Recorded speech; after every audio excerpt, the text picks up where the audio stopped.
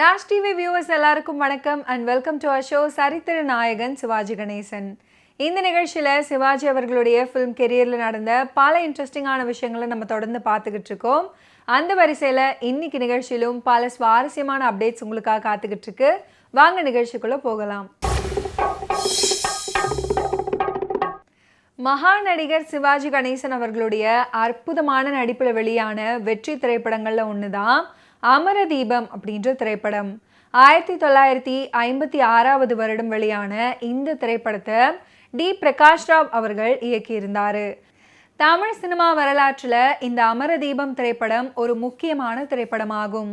ஏன்னு கேட்டிங்கன்னா, நடிகர் திலகம் சிவாஜி கணேசன் அவர்களும் நடிகை திலகம் சாவித்ரி அவர்களும் ஜோடியாக நடித்த முதல் திரைப்படம் இந்த அமரதீபம் திரைப்படம் தான். இதுக்கு முன்பு வெளியான பெண்ணின் பெருமை திரைப்படத்திலையும் இருவரும் இணைந்து நடிச்சிருக்கிறாங்க. ஆனால் சாவித்ரி அவர்களுக்கு ஜோடி அந்த திரைப்படத்தில் ஜெமினி கணேசன் அவர்கள். நடிகர் திலகம் சிவாஜி கணேசன் மற்றும் நடிகை திலகம் சாவித்ரி அவர்கள் இருவருமே இணைந்து தமிழ் சினிமாவில் கிட்டத்தட்ட 25 படங்கள் நடிச்சிருக்காங்க. நடிகர் திலகத்துடன் நடித்த முதல் அனுபவம் குறித்து சாவித்ரி அவர்கள் சொல்லியிருக்கிறாங்க. பெம்புடு கொடுக்கு அப்படின்ற தெலுங்கு சினிமாவில் முதல்ல அண்ணனுடன் நடித்தேன். அவருக்கு ஜோடியாக நடிக்கவில்லை, அண்ணியாக நடித்தேன். அமரதீபத்தில் கதாநாயகியாக நடிக்கும் வாய்ப்பு எனக்கு கிடைத்தது. சிவாஜி அவர்களுடன் நடிப்பது பற்றி எனக்கு மகிழ்ச்சி அளித்தாலும் உள்ளுர ஒரு பயமும் இருந்தது. நீளமான வசனத்தை உணர்ச்சியுடன் பொழிந்து தள்ளுவதில் சிவாஜி அவர்களுக்கு நிகர் யாருமே இல்லை அப்படின்ற பேச்சு இருந்துச்சு. அவருக்கு இணையாக பேசி நடிக்க வேண்டுமே அப்படின்றது தான் என்னுடைய ஒரே கவலை. சிவாஜி அவர்கள் நான் பேசும் வசனத்தை கூர்ந்து கவனிப்பாரு. தப்பு ஏதாவது இருந்தா திருத்தி சொல்லி கொடுப்பாரு. அமரதீபம் பெரிய வெற்றி அடைந்தது. நானும் சிவாஜி அவர்களும் தொடர்ந்து சேர்ந்து நடிக்க நல்ல ஆரம்பமாகவும் அமைந்தது அப்படின்னு சாவித்ரி அவர்கள் சொல்லியிருக்கிறாங்க. டைரக்டர் பீம்சிங் எடுத்த பதிபக்தி 1957 தொடங்கியது. இந்த படம் ஒரு மல்டி ஸ்டார் காம்பினேஷன் அப்படின்றது மாத்திரமில்ல, அதை கிளாப் அடித்து தொடங்கி வைத்தவரே ஒரு பெரிய ஸ்டார். அவங்க யாருன்னு பார்த்தீங்கன்னா பத்மினி அவர்கள். மல்லிகாவில் நடித்து கொண்டிருந்தவர் அதே மேக்கப்புடன் வந்து நியூட்டன் ஸ்டூடியோவில் பதிபக்தியை ஆரம்பித்து கொடுத்தாங்க. சாவித்ரியுடனான சிவாஜி அவர்களுடைய நட்பு திரையை தாண்டியும் வலுப்பெற்றது. நேரம் கிடைக்கும் போது சாவித்ரியின் வீட்டுக்கு சென்று விரும்பிய அசைவ உணவுகளை அவரை சமைக்க சொல்லி விருந்துண்டு வருவது சிவாஜியின் ருசி, ரசனை, மகிழ்ச்சி.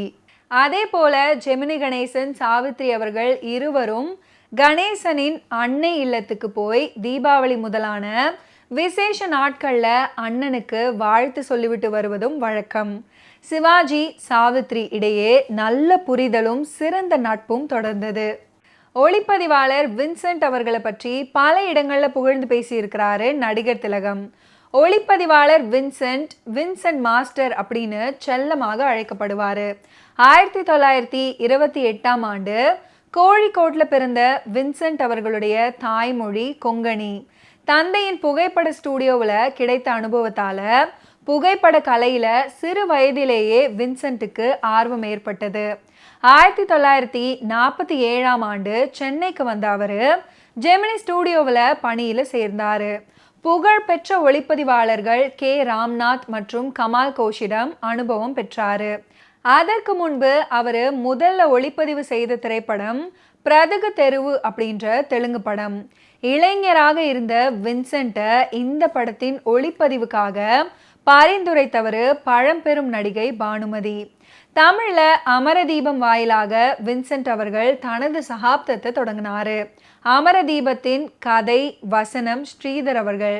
அப்போதுதான் ஸ்ரீதர் வின்சென்ட் அப்படின்ற காவிய கூட்டணி தொடங்கி இருக்க வேண்டும். தமிழ் சினிமாவை காட்சி சார்ந்த கலையாக மாற்றியதில் ஒளிப்பதிவாளர் வின்சென்ட்டுக்கு பெரிய பங்கு இருக்கு. கேமரா வின்சென்ட் அப்படின்னு அக்காலத்திலேயே ஒளிப்பதிவாளரை சுட்டி வெகுஜனங்கள் பேசும் முதல் கௌரவம் இவருக்கு தான் கிடைத்தது. இயக்குனர் ஸ்ரீதருடன் இவர் சேர்ந்து பணியாற்றிய படங்கள் தமிழ் சினிமா ரசிகர்களின் மனதில் நீங்காத இடம் பிடித்தவை. திருச்சி அருணாச்சலம் திரைப்படங்களுக்கு ஸ்டில் போட்டோகிராஃபராக பணியாற்றியவர். திருச்சி அருணாச்சலம் திரையுலகத்தின் ஆனாரூணா அப்படின்னு அழைக்கப்பட்டவர்.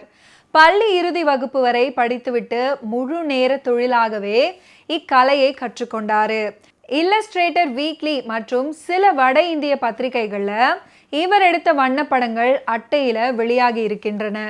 திருச்சியிலிருந்து இவருக்கு அஜந்தா பிக்சர்ஸை சார்ந்த ஆனாரூணா அப்படின்ற விநியோகஸ்தரின் தொடர்பு கிடைத்தது. இவரை வீனஸ் பிக்சர்ஸ் கிருஷ்ணமூர்த்தி கிட்ட அழைச்சிட்டு போய் அறிமுகப்படுத்தினாரு. அப்போது தயாரிப்பில் இருந்த அமரதீபம் படத்துக்கு ஸ்டில் போட்டோகிராஃபராக பணியாற்றும் வாய்ப்பு இவருக்கு கிடைத்தது. அதுதான் இவருக்கு முதல் படம் அப்படின்றதுனால நாகராஜராவ் அவர்களையும் ஸ்டில் போட்டோகிராஃபராக பணியாற்ற ஏற்பாடு பண்ணியிருந்தாங்க. ஒவ்வொரு காட்சி முடிஞ்சக்கப்புறம் நாகராஜராவ் படம் எடுத்து கொண்ட பிறகு இவருக்குமே சிவாஜி கணேசன் அவர்கள் தனியாக நின்று போஸ் கொடுப்பாரு. எந்த வகையில் படம் எடுத்தால் விளம்பரத்திற்கு சிறப்பாக வரும் என்பதை சிவாஜி கணேசன் அவர்கள் இவருக்கு சொல்லி கொடுப்பதுண்டு. இவர் எடுத்த படங்களை பார்த்த நாகராஜராவ் இவரே நல்லா எடுக்கிறார், தைரியமாக தொடர்ந்து இவரையே எடுக்க சொல்லுங்க அப்படின்னு பெருந்தன்மையுடன் விட்டு கொடுத்திருக்கிறாரு. அமரதீபம் படத்துக்கு வசனம் எழுதிய ஸ்ரீதரின் அறிமுகம் கிட்டியதால தொடர்ந்து ஸ்ரீதர் படங்களுக்கும் மற்ற படங்களுக்கும் பணியாற்ற ஆரம்பித்தாரு. 1953 அமரதீபம் படம் முதல் 1990கள் வரை சுமார் 150 படங்களுக்கு மேல பணியாற்றி இருக்கிறாரு ஆனாரூணா. இவர் பணியாற்றிய படங்கள்ல ஒரு சிலவற்றை தவிர மற்ற அனைத்தும் வெற்றி படங்களாகும் அப்படின்றது குறிப்பிட்டு சொல்ல வேண்டிய ஒன்று. ஓகே வியூவர்ஸ், இன்னைக்கு நிகழ்ச்சியில் நடிகர் திலகம் சிவாஜி கணேசன் அவர்களுடைய ஃபிலிம் கெரியரில் நடந்த பல இன்ட்ரெஸ்டிங்கான விஷயங்களை நீங்கள் பார்த்து தெரிஞ்சிருப்பீங்க. மீண்டும் அடுத்தடுத்த எபிசோட்ஸில் சந்திப்போம். நன்றி, வணக்கம்.